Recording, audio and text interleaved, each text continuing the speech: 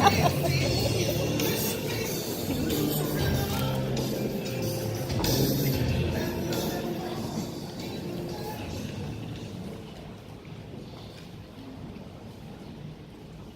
good afternoon, everybody. Thank you so much for having us here today. My name is DeLarosby. I'm here alongside Logan Guest, Quist, Kaitlyn, Tveit, and Ruehle. We are thrilled to be giving you our final proposal for the Riverview Garden Tower alongside the Stream Project. Clicker doesn't seem to be working. Okay. So, the Riverview Garden Tower will be a luxurious 250-unit complex that will offer unimpeded views of the Mississippi River to the south and views of historical Rice Park to the north.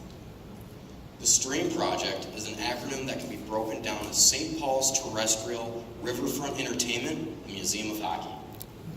Through our discussion with County Planner Josh Olson, it was emphasized that there's a strong desire for a riverfront connection in downtown St. Paul. So we have kept that as a top priority and have incorporated a 40-foot wide land bridge that will stretch across Shepherd Road, connecting from Upper Landing Park to our site's atrium.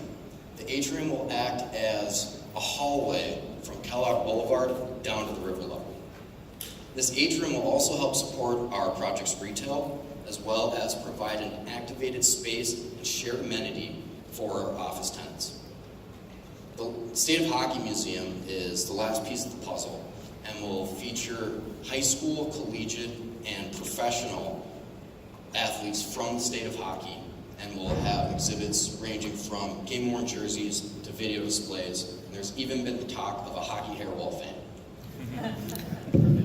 So while developing the site's highest and best use, our team followed this format, which begins with a SWOT analysis that identifies several critical success factors for a street project.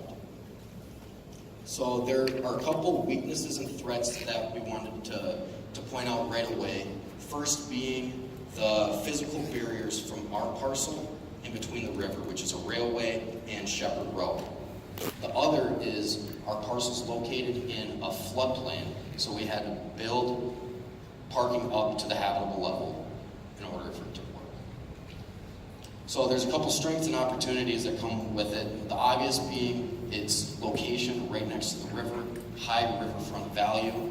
The other being the interest that our project has already generated from the public.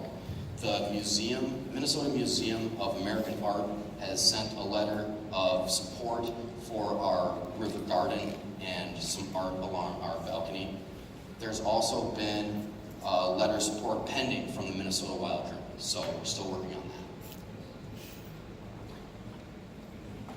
So the subject property has a total of 4.77 acres of land and sits across 4 parcels and is located off Wabasha and Kellogg in downtown St. Paul. The subject property has a daily traffic of 18,000 vehicles, so it's very, very high traffic and visible to the public. So the retail that would be used in the development would be service and restaurant oriented due to the heavy amount of daytime activity. In addition to this, the restaurants in the area do not feature the same scenic river view, nor do they have their own parking right underneath their facilities. So according to a Courier report from last year, event space in St. Paul is second to New York City, yet St. Paul does not feature any riverside event centers.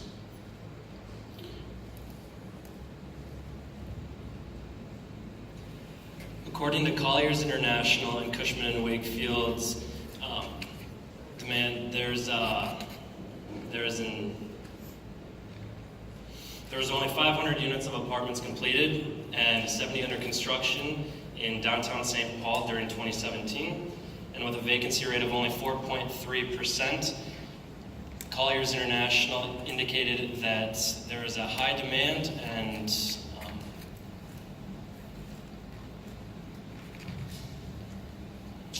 parking, in downtown St. Paul, there's only 28,000 parking spaces available, and according to the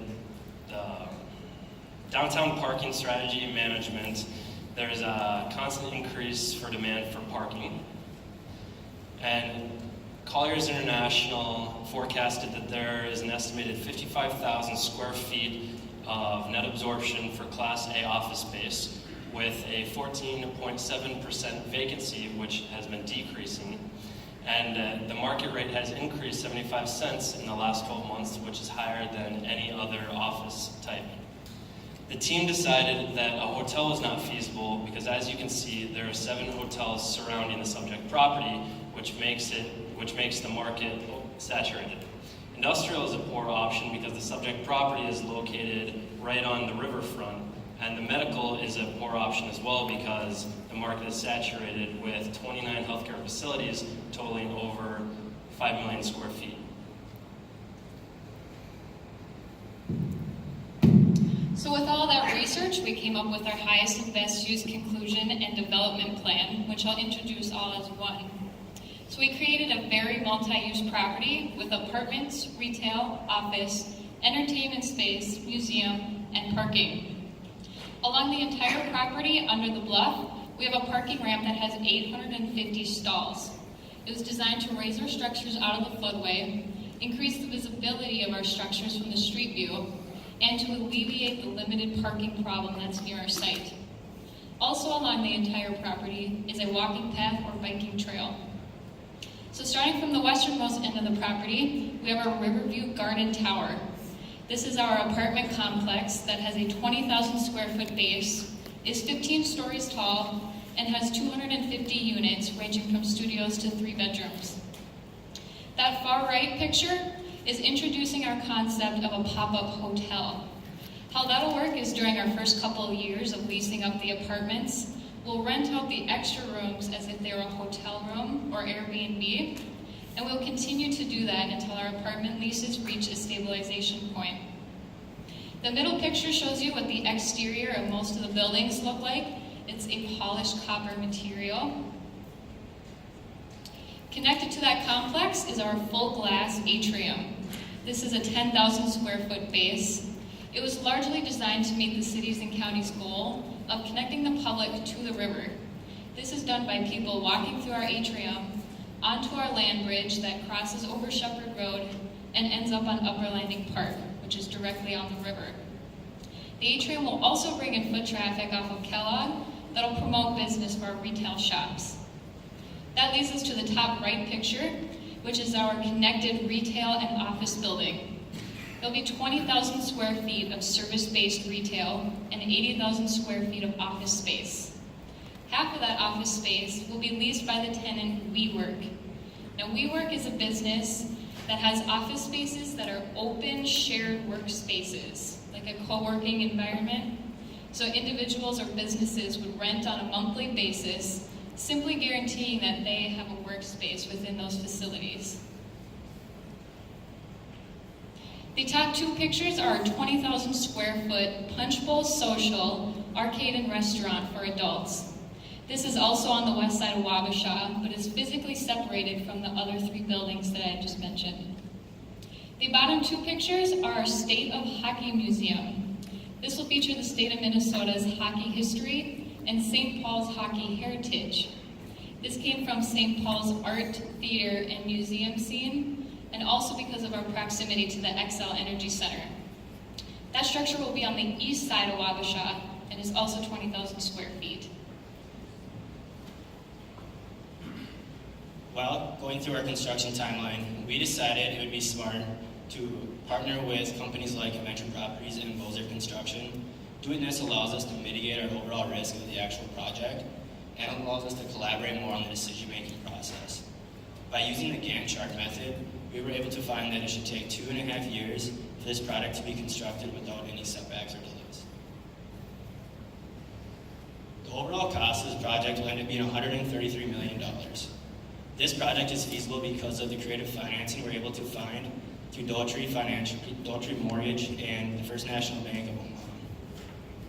The HUD loan we're able to find through Dotree Mortgage will allow us to get a 14% overall down payment instead of the normal 20 to 30% you would find in the normal marketplace. With the amenities we have in our project and development, we expect this to allow us to have a lot lower of a vacancy rate compared to what you normally would see in year one and throughout the entirety of the project. We are then proud to announce that this project will be profitable even though the first year cash flows are negative. From that point on, the project will continue to rise profitability-wise and will also see a great benefit to the city of St. Paul in general.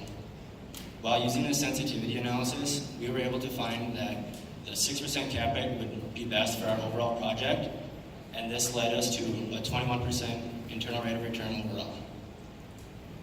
In conclusion, this is a win-win-win proposal. It's a win for the community, it's a win for the county, and it's a win for our capital investors. We'll take a second look at our thank you page. Thank you to all those who helped us along the way, as well as the judges that are here today.